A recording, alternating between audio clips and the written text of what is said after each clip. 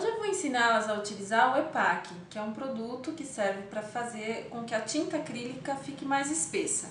EPAC é a abreviação de espessante para acrílicos, tá? Então esse produto a gente utiliza em conjunto com as tintas acrílicas que normalmente nós utilizamos em artesanato. Pode ser a tinta fosca, como é o caso aqui, pode ser a tinta brilhante ou a tinta metálica. Esse produto pode ser aplicado também, pode ser misturado às tintas para tecido, mas isso fica para uma outra aula. Eu vou fazer um porta-chaves de madeira com estêncil espatulado, tá? Então eu já preparei a placa de madeira, eu fiz uma pátina lixada com duas cores, o fundo vermelho e o verde por cima, e vou trabalhar com estêncil de tulipa. O estêncil é essa plaquinha de plástico vazada, né, com desenho vazado por onde a tinta vai passar. Eu apliquei no estêncil cola permanente, ó, ele tá grudento. A cola permanente você já conhece, é aquele produto utilizado para preparar as plaquinhas de madeira na pintura em tecido. Tá? E eu utilizei a cola aqui justamente para facilitar a fixação do estêncil na superfície da peça. Então desse jeito, ó, fixando bem, o estêncil não sai do lugar, então fica muito mais fácil de trabalhar. Eu vou começar a aplicação aqui com a tinta, o marrom dourado, que é essa cor aqui que eu vou usar no vasinho, tá? Tinta acrílica fosca.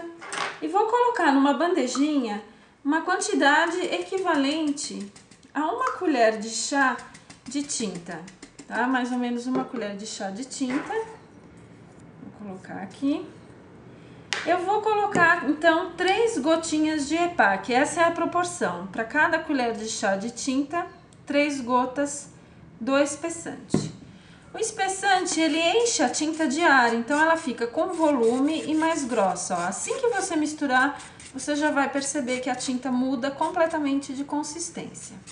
Com essa tinta mais espessa, eu consigo trabalhar facilmente com espátula. Então, olha só que interessante, eu venho aqui no meu trabalho e aplico a tinta com uma técnica espatulada, fazendo essa tinta passar, né, pelos vazados do estêncil, tá?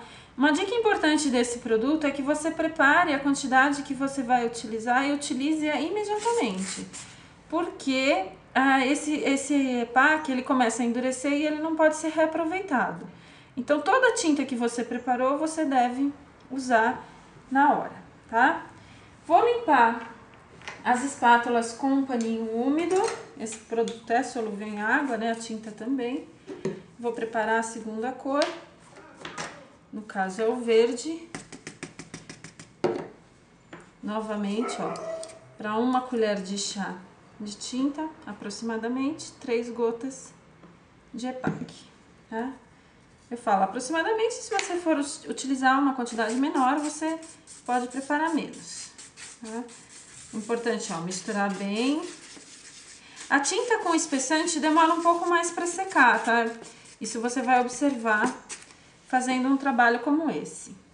E o EPAC não é só indicado para aplicação com estêncil, ele também pode ser utilizado de outras maneiras, diretamente na peça, tá? Para fazer pinturas em tecido também é muito legal, porque evita que a tinta borre, que manche o tecido. Então é um produto bem versátil, acho que vocês vão ainda vê-lo muitas vezes por aqui.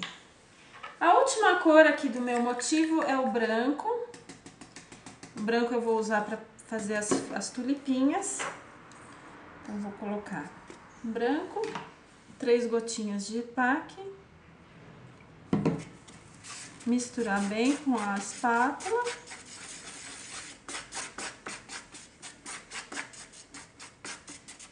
É importante, né, que fique uma mistura bem homogênea, por isso que eu faço bem esse movimento e venho aqui aplicando na tulipa.